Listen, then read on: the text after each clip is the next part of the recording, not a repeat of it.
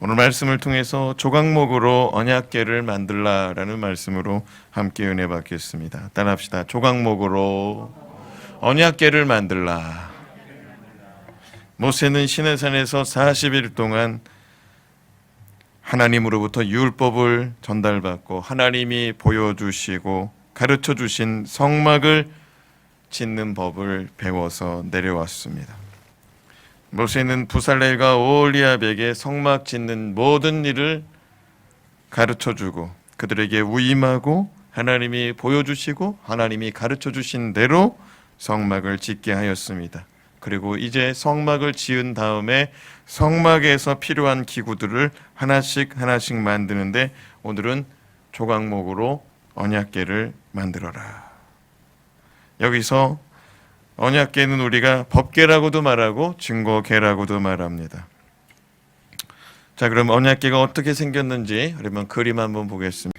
그림을 보면은 이게 이제 우리가 아는 법궤, 언약궤입니다. 자, 그렇다면 하나님께서 법궤를 만들라, 조각목으로 언약궤를 만들라 말씀하신 목적은 무엇이 있는지 함께 오늘 말씀 살펴보겠습니다. 첫 번째, 성령으로 변화되어 말씀 담는 그릇 되게 하기 위함입니다. 따라합시다. 성령으로 변화되어 말씀 담는 그릇 되게 하기 위하여. 오늘 말씀 굉장히 길어요. 그런데 한마디로 말하면 성령으로 변화되라 이거예요. 성령으로 변화되라. 1절에서 2절 말씀 같이 읽겠습니다. 부살렐이 조각목으로 궤를 만들었으니 길이가 2규빗 반, 너비가 1규빗 반, 높이가 1규빗 반이며 순금으로 안팎을 싸고 위쪽 가장자리로 돌아가며 금을 만들었으며. 1절과 2절을 보면 법궤를 만드는 주 재료가 두 가지인데 첫 번째는 뭐냐? 조각목이고 두 번째는 뭐예요? 순금입니다. 지난 시간 여러 차례 말씀드린 것처럼 조각목은 단단한 성질이 있는데 자라면서 반듯하게 자라지 않고 삐뚤어져서 굽어져서 자란다고 말씀드렸습니다. 그래서 좋은 점은 뭐냐? 단단한 점이고 나쁜 점은 뭐냐? 삐뚤어져서 자란다는 거예요. 그래서 조각목은 사람의 성질과 많이 닮았다. 그런데 이 조각목과 함께 두 번째 재료는 순금인데 순금은 영적으로 무엇을 의미한다고 그랬습니까? 하나님의 성품을 의미한다고 그랬어요. 성도도 두 가지 성도가 있습니다. 첫째는 성령 받은 성도요, 둘째는 성령 받지 못한 성도가 있습니다. 여기서 제가 말씀드리는 건 예수 그리스도를 믿을 때 우리 안에 예수 그리스도의 영이 임하는데 이것도 성령이거든요. 근데 단순히 그냥 우리 가운데 예수 그리스도의 영이 임하는 정도가 아니라 성령 충만함을 말씀하고 있는 거예요. 따라합시다. 성령 충만.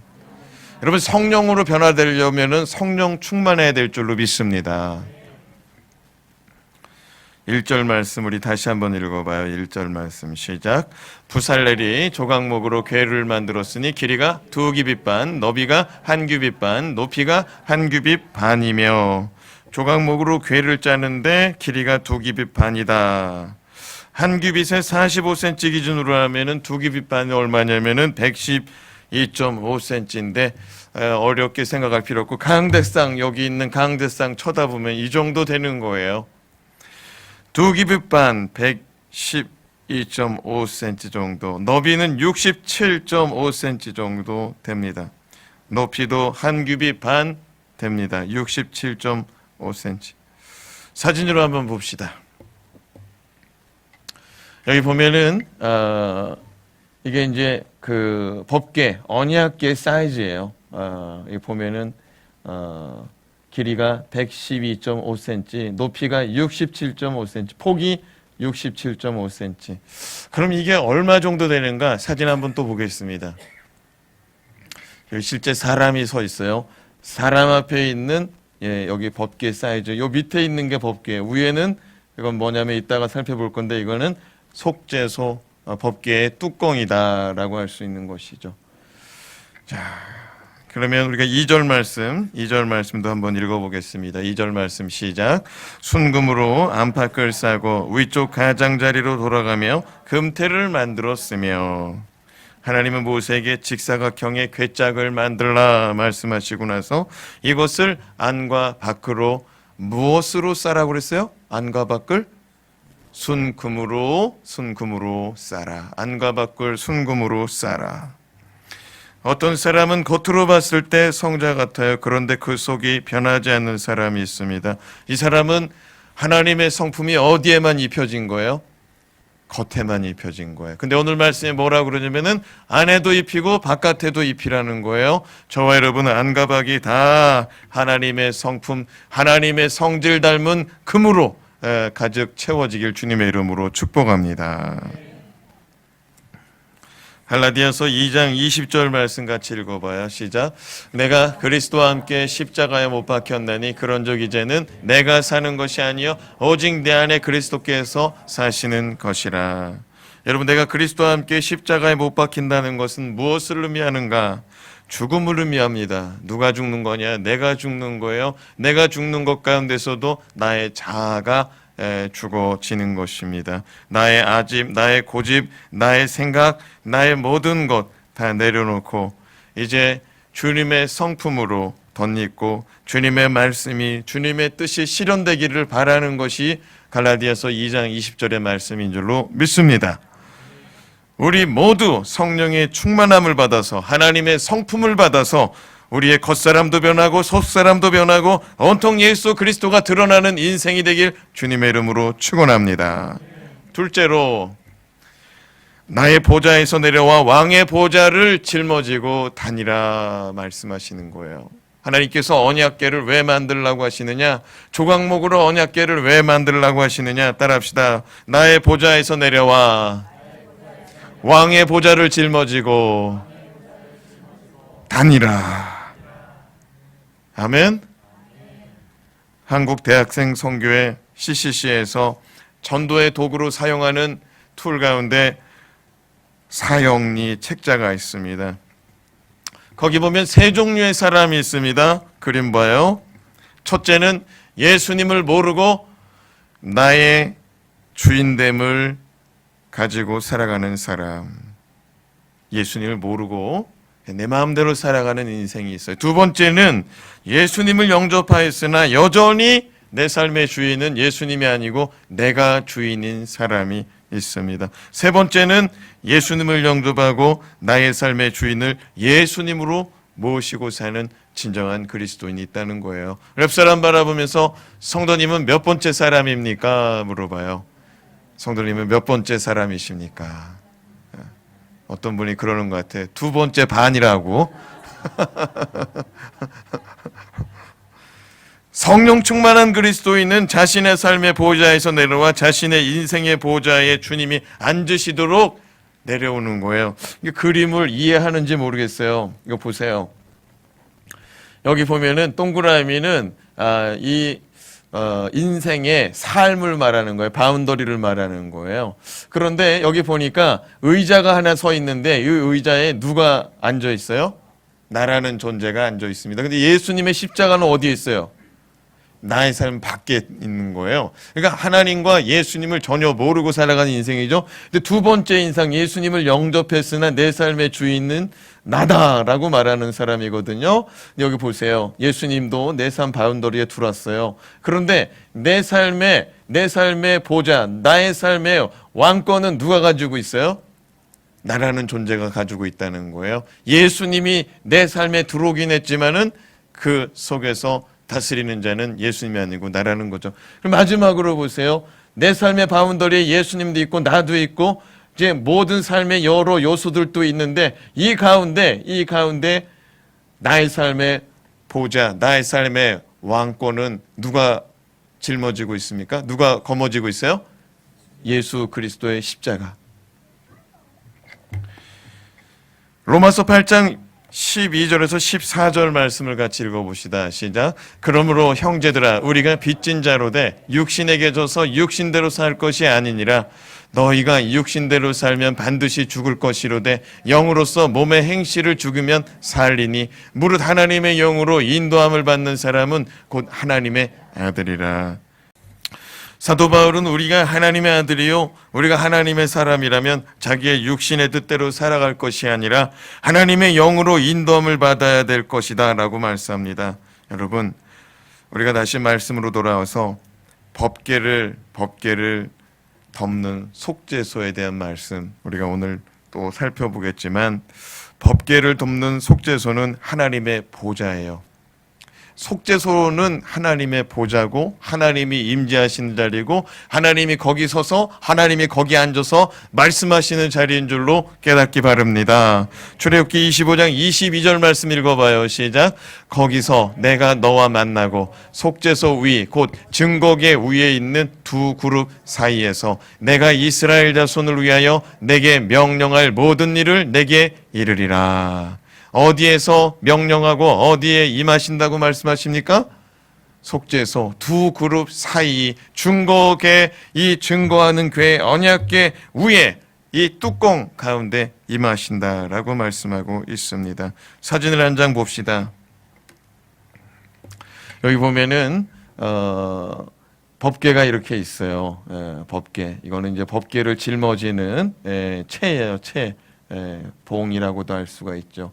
그런데 여기 보면은 여기까지가 이제 법궤고요, 언약궤, 증거궤고요. 여기 위에는 뚜껑이 있는데 뚜껑에는 오늘 말씀 읽은 대로 두 그룹이 여기 첫 번째, 두 번째 그룹 두 천사가 마주보고 서 있는데 날개를 폈어요, 접었어요?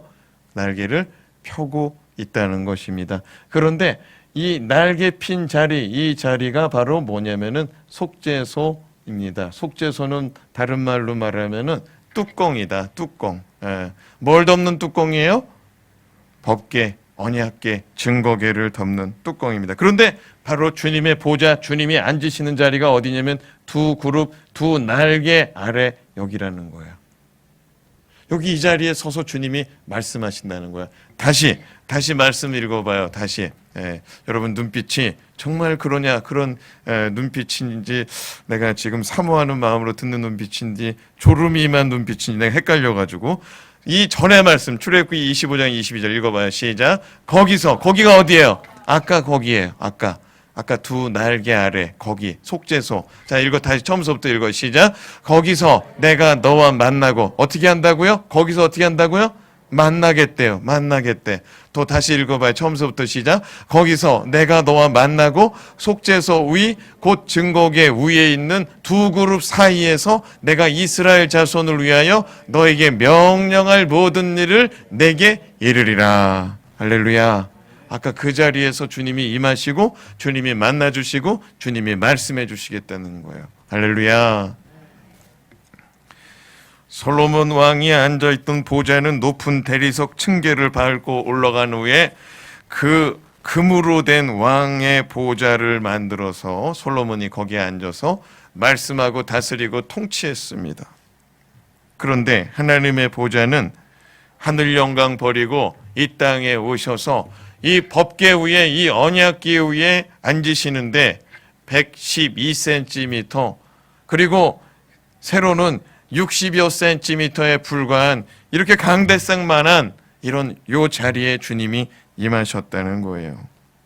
아주 작은 공간에 임하셨습니다. 그런데 우리가 아까 법궤를 보면은 법궤의 가장자리에 봉 두 개가 달려 있습니다. 봉 두 개가 달려 있어요. 그럼 뭘 의미하는 거냐면은 가마처럼 들고 움직인다 이거예요.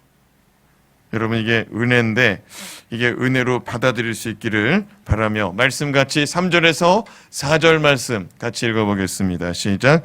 금고리 넷을 부어 만들어 내 발에 달았으니 곧 이쪽에 두 고리요 저쪽에 두 고리이며 조각목으로 채를 만들어 금으로 싸고 그 채를 궤 양쪽 고리에 꿰어 궤를 매게 하였으며, 하나님은 금고리 넷을 만들어 법궤에 내 발에 달아라, 내 발에 달아라.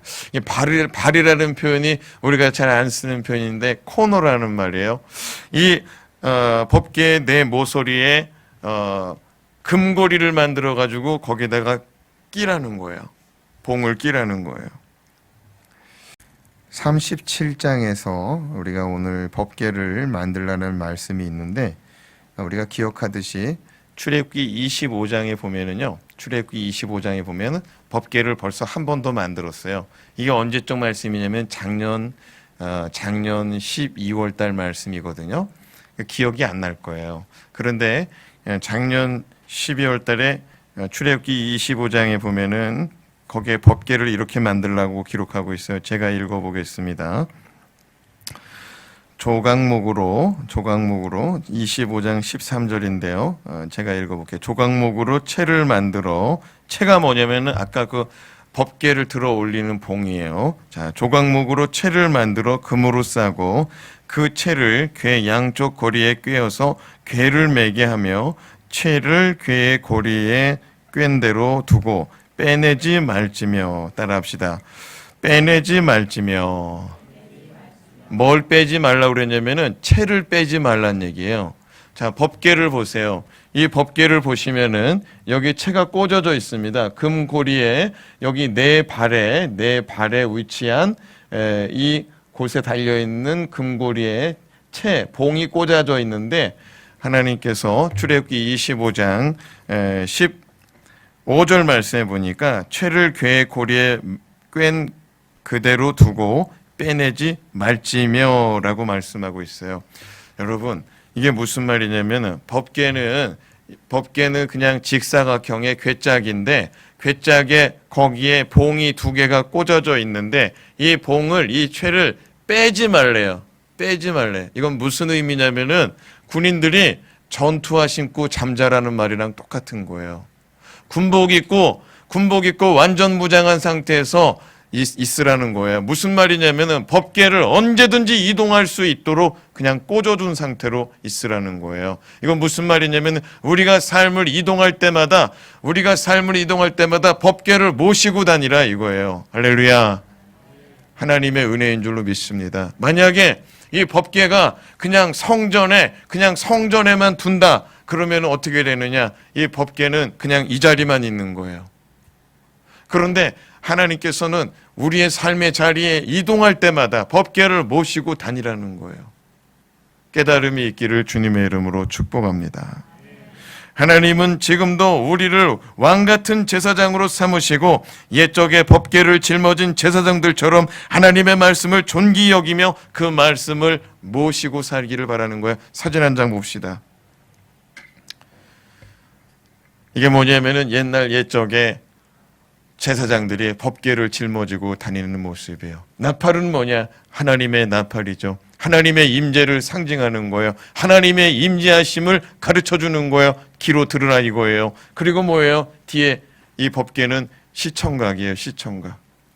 하나님께서 임재하셨다는 것을 보게 하시는 거예요. 두 그룹 사이에 내가 임한다는 것을 말씀하셨으니까 저기 있는 두 그룹을 통하여 저 자리에는 반드시 하나님이 임하신다는 믿음을 가지라는 것이죠. 듣고 보게 하시는 것입니다. 그렇습니다. 하나님은 지금도 우리를 왕같은 제사장으로 삼으시고 우리가 이동할 때 우리의 삶이 어느 곳에 있든지 예배 드리든지 집에 있든지 직장에 있든지 우리는 무엇을 모시고 다녀야 돼요? 말씀, 법궤 모시고 다니라 이거예요. 제사장들은 저거 모시고 다니는 것이 일이에요. 일. 말씀 모시고 다니는 것이. 그러니까 우리도 하나님 분명히 말씀하셨어요. 사도 베드로를 통해서.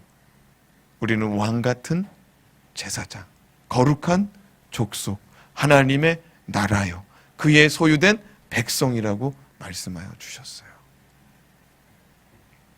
말씀을 소중히 여기고 말씀에 인도함 받고 말씀을 중히 여기는 저와 여러분 되길 주님의 이름으로 축원합니다.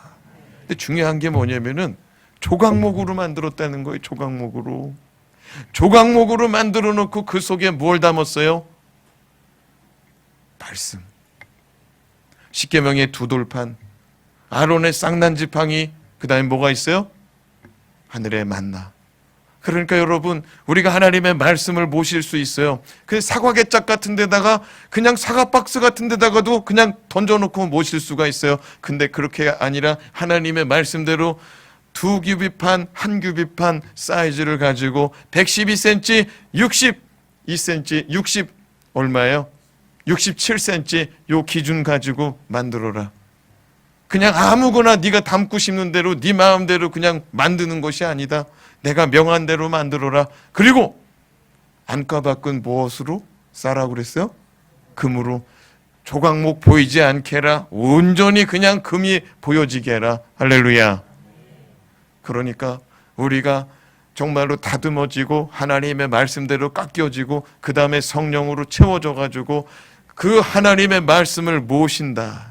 그 하나님의 말씀을 모실 때 아론의 쌍낭지팡이처럼 생명력이 일어나는 줄로 믿습니다.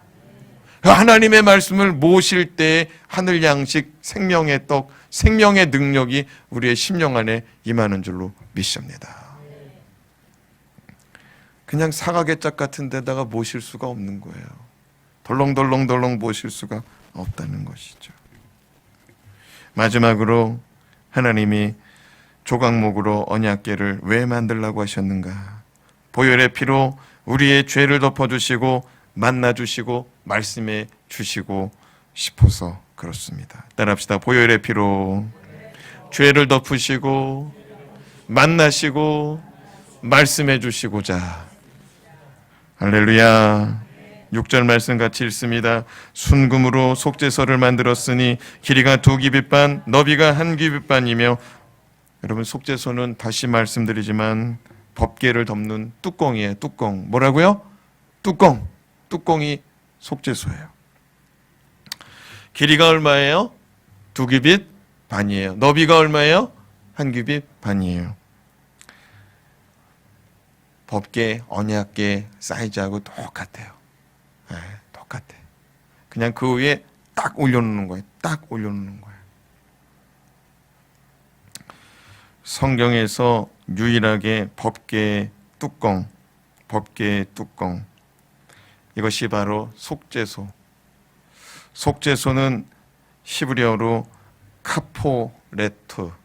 카포레트라는 말인데 덮는 뚜껑, 덮개다라는 말인데, 이 속죄소라는 말 여기에만 딱 쓰여지고 이제 더 이상 안 쓰여져요. 덮는 뚜껑. 그 자리는 하나님이 임재하시는 자리입니다. 속죄소의 규격은 이전의 법궤의 규격과 마찬가지인데, 이게 어떻게 보면은 굉장히 중요한 말씀이에요. 여러분 보통 뚜껑은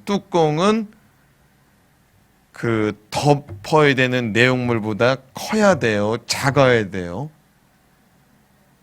네, 보세요. 컵이 있어요. 뚜껑이 있어요. 뚜껑은 컵보다 더 커요. 그래서 덮어지는 거예요.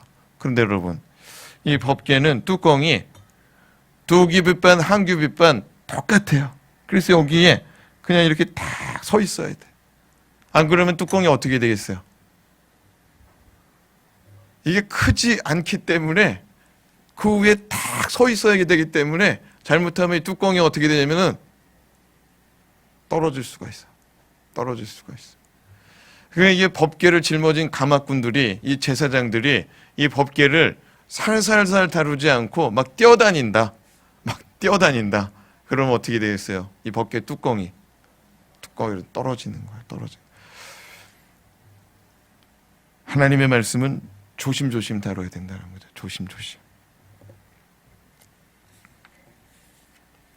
자, 그럼 법궤의 뚜껑 속죄소를 어떻게 만들라고 말씀하시는지 7절에서 9절 말씀 같이 읽어봐요. 7절에서 9절 시작. 금으로 그룹 둘을 속죄소 양쪽에 쳐서 만들었으되 한 그룹은 이쪽 끝에 한 그룹은 저쪽 끝에 곧 속죄소와 한 덩이로 그 양쪽에 만들었으니 그룹들이 그 날개를 높이 펴서 그 날개로 속죄소를 덮었으며 그 얼굴은 서로 대하여 속죄소를 향하였더라. 속죄소 위에는 두 그룹이 있는데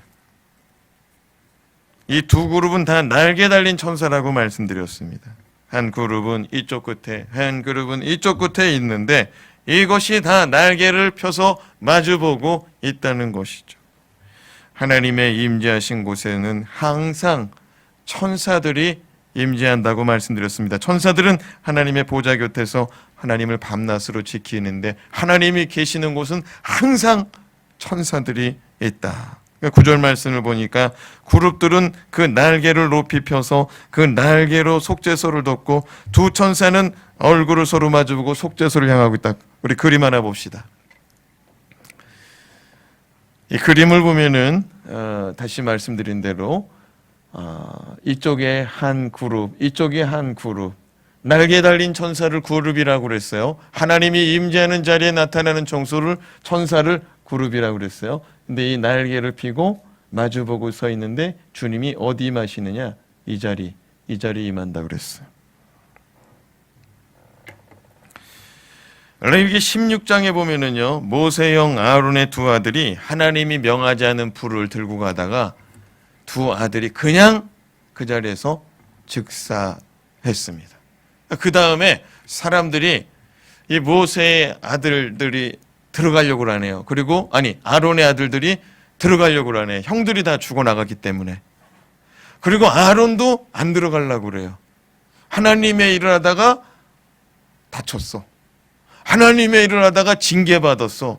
그러니까 하나님의 일을 안 하려고 그래. 무서워서. 그러니까 하나님이 말씀하십니다. 모세야, 아론에게 가르쳐주라. 하나님의 성막에서 죽지 않는 법이 있으니, 생명의 법이 있으니 죽지 않는 이 법을 가르쳐줘라. 그게 레위기 16장 말씀이거든요. 레위기 16장 1절에서 2절 말씀 같이 읽어봐요. 시작. 아론의 두 아들이 여호와 앞에 나아가다가 죽은 후에 여호와께서 모세에게 말씀하시니라. 여호와께서 모세에게 이르시되 내 형 아론에게 이르라. 성소에 휘장한 법궤위 속죄소 앞에 아무 때나 들어오지 마라. 여기 중요한 말씀이거든요. 따라합시다. 속죄소 앞에 아무 때나 들어오지 말라. 그러면 속죄소가 뭐예요? 속죄소. 아까 법궤의 뭐예요? 뚜껑. 그 법궤의 뚜껑 앞에 나타나지 말라는 거예요. 그 뚜껑에는 누가 임재하고 있기 때문에? 하나님이 임재하고 있기 때문에. 하나님이 임재한 그 속죄소 앞에 아무 때나 나오지 말라. 자, 읽어봐요. 아무 때나 들어오지 말라. 그 다음에 시작. 그리하여 죽지 않도록 하라. 이는 내가 구름 가운데서 속죄소 위에 나타남이라. 어디에 나타난다고요? 속죄소 위에. 속죄소 위에 내가 항상 나타나는 줄 알으라는 거예요. 속죄소에 내가 나타나는 줄 알고 아무 때나 들어오지 말라는 거예요.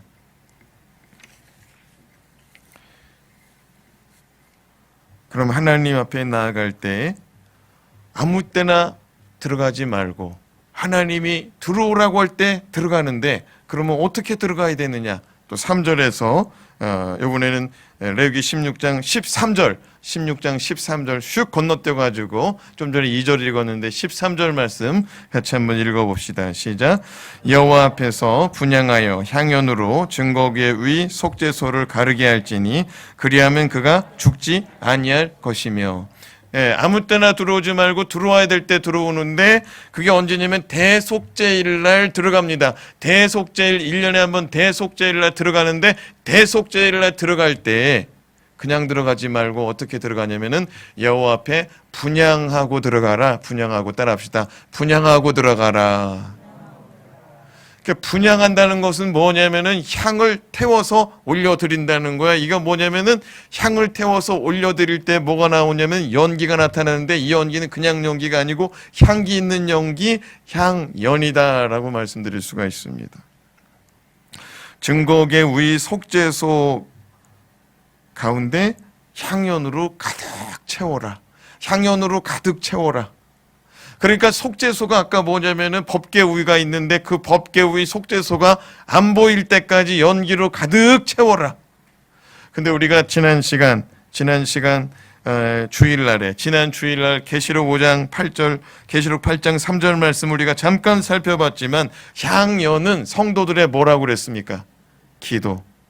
성도들의 기도가 향연이라고 그랬어요. 그리고 제사장이 하나님 앞에 나아갈 때는 기도 많이 하고 나가야 된다는 거예요. 할렐루야.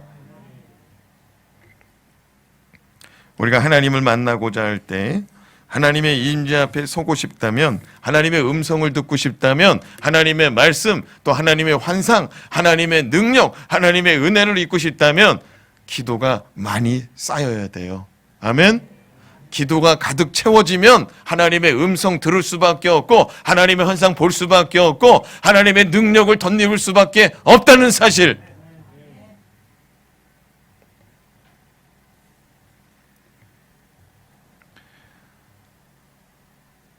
(14절) 말씀 같이 읽어봐요. 14절 말씀 시작. 그는 또 숫송아지의 피를 가져가다가 손가락으로 속죄소 동쪽에 뿌리고 또 손가락으로 그 피를 속죄소 앞에 7번 뿌릴 것이며, 대제사장은 숫송아지를 잡아 그 피를 손가락에 묻혀서 속죄소 동쪽에 뿌립니다. 동쪽이 어디냐면 출입구 쪽이에요. 출입구.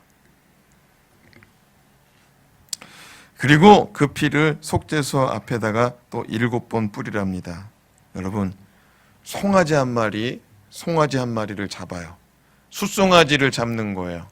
송아지 한 마리를 잡아가지고 그 피를 손가락에 찍어서 뿌리래요.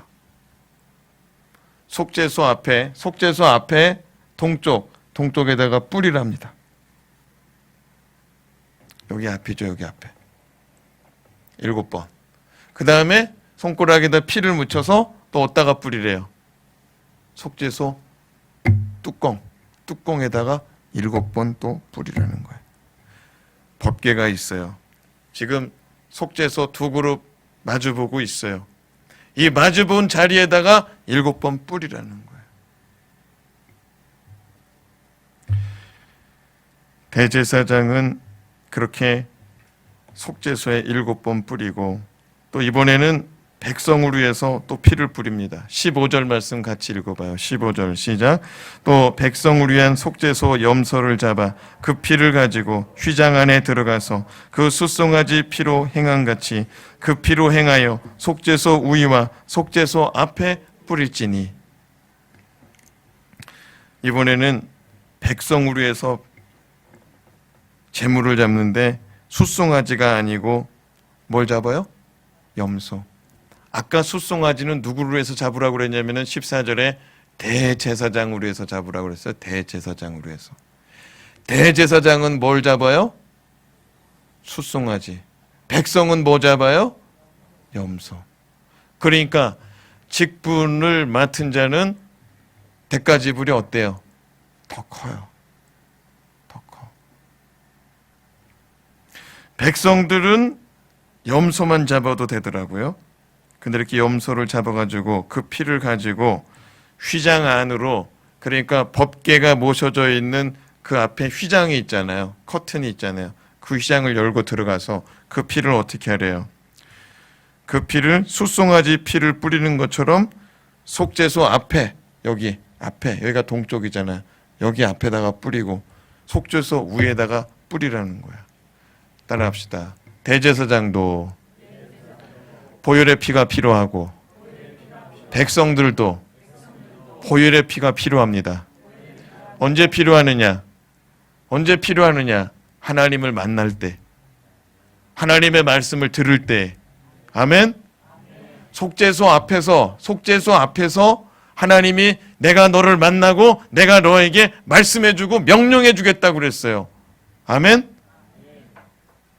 그런데 하나님 앞에 나아갈 때는 반드시 대제사장도 보혈의 피, 숫송아지의 피 들고 가야 되고 백성들도 보혈의 피, 예수 그리스도의 피 들고 가야 된다는 거예요. 여러분이 성막 처음에 지난해부터 배울 때 뭐라고 그랬느냐? 성막 배울 때 뭐라고 그랬냐면은 이 제단 앞에서 말씀 듣기 전에 이 제단이 주의 보혈로 덮여지도록 기도하라고 그랬어요. 기억나요? 은혜 받고 싶은 자들마다 먼저 이 제단을 주의 보혈로 덮으라고 그랬어요. 이것만 한 3달 이 말씀 배웠나 봐요. 자, 16절 말씀 또 읽어봐요. 시작. 곧 이스라엘 자손의 부정과 그들이 범한 모든 죄로 말미암아 지성소를 위하여 속죄하고 또 그들의 부정한 중에 있는 회막을 위하여 그같이 할 것이요. 여기서 중요한 게 뭐냐? 부정한 자가 있으면 부정한 자를 위해서 그렇게 해달라는 거예요. 이건 이제부터는 어떤 말이냐면요. 지금서부터는 어떤 말이냐면은 대제사장을 위해서 숫송아지 잡았잖아요. 여러분 생각해 봐요. 대제사장을 위해서 숫송아지를 잡았어. 대제사장을 위해서. 대제사장 앞에서 송아지가 죽어나가는 거예요. 백성들 앞에서 염소가 죽어나갑니다. 그리고 그 피를 받아다가 이제 대제사장 정결케 하고, 그 다음에 여기 뭡니까? 속죄소 정결케 하고, 주님 임하실 자리 정결케 한 다음에 그 피를 들고서 어디 나가라고 말하냐면은 부정한 자들 찾아가래요. 부정한 자들.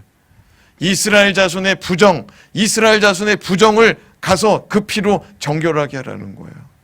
그리고 이스라엘이 범한 모든 죄로 지성소를 더럽히지 않도록 지성소를 또 정결하게 하라는 거예요.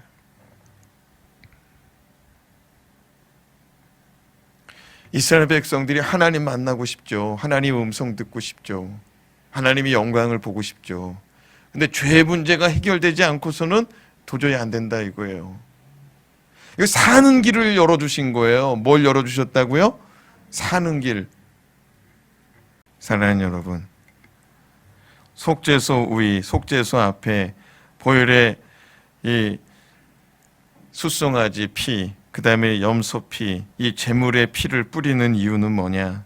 대제사장도 정결케 돼야 되고, 이스라엘 자손들도 정결케 돼야 되고, 하나님이 임재하실 자리도 사람들 때문에 부정함이 혹시라도 있다면 정결함을 얻어야 된다는 거예요. 오늘 예배를 나와요. 그러면은 가능하면 좀 일찍 나와가지고 이 제단을 주의 보혈, 십자가의 보혈, 예수 그리스도의 보혈의 피가 덮이도록 기도하시기 바랍니다. 그런 거 없으면은요, 그냥 그런 거 없이 왔다가 은혜 받고 가면 그게 은혜인 거예요. 그건 받을 자격이 없는 사람인 거야. 무슨 얘기인지 알아요? 사모함도 없어, 기대함도 없어, 예배를 준비함도 없어. 그 사람에게 은혜가 임했다. 그건 진짜 기적의 은혜가 임한 거예요. 아멘? 근데 미리 와서 사모함으로 준비할 수 있기를 바랍니다. 사모하면서.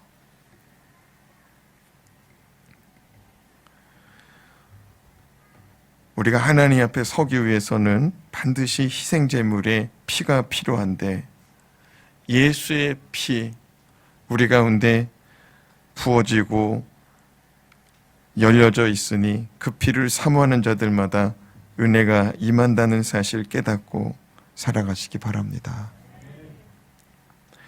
요한복음 1장 14절 말씀 읽어봐요. 요한복음 1장 14절 시작.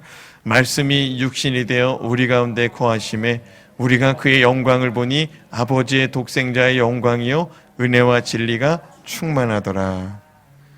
여러분, 요한복음 1장 1절은 뭐라고 말하냐면 태초에 말씀이 계시니라. 이 말씀이 곧 하나님이시라라고 말씀합니다. 태초에 말씀이 계시니라. 이 말씀이 곧 하나님이시라 말씀하세요. 사랑하는 여러분, 말씀이 육신이 되어 우리 가운데 거하심에 은혜와 진리가 충만하다고 말합니다.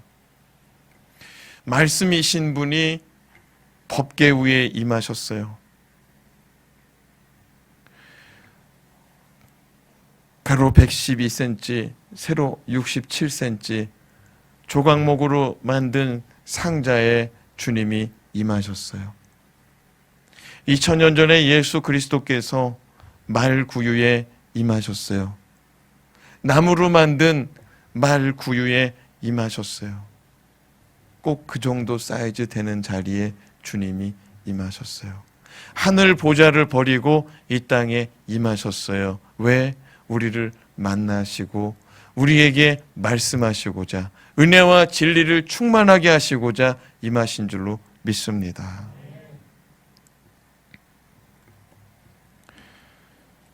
주님은 이 땅에 오셔서 그 말씀 받을 자들을 위해서, 그 말씀 사모하고 주님 만나기 원하는 자들을 위해서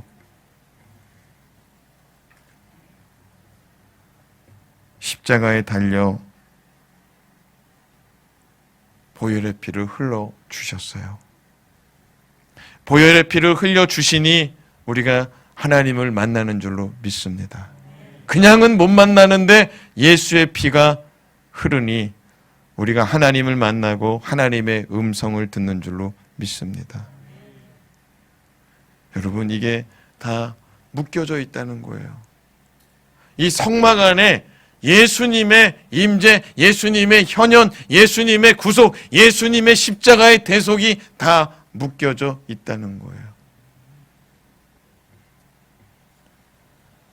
은혜와 진리가 충만함, 예수 그리스도의 말씀이 충만하려면 예수 그리스도의 십자가의 보혈의 능력이 우리 가운데 먼저 부어져야 되니 주님의 보혈의 능력을 사모하는 저와 여러분 되길 주님의 이름으로 축원합니다.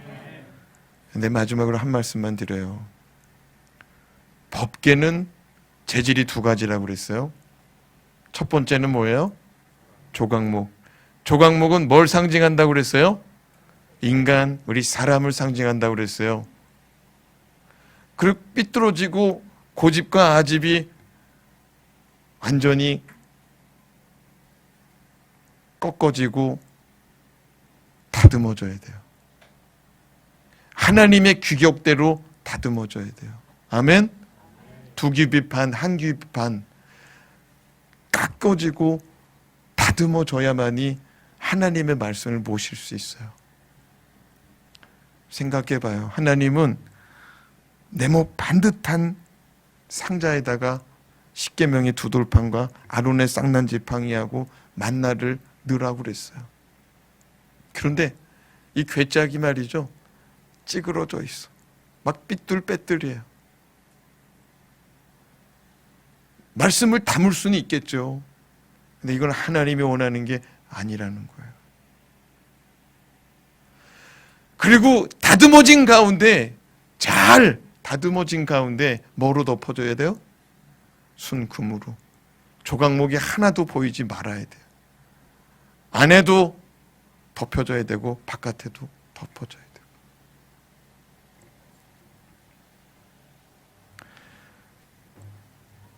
그리고 그 위에 예수 그리스도의 보혈의 피를 덮어야 돼요.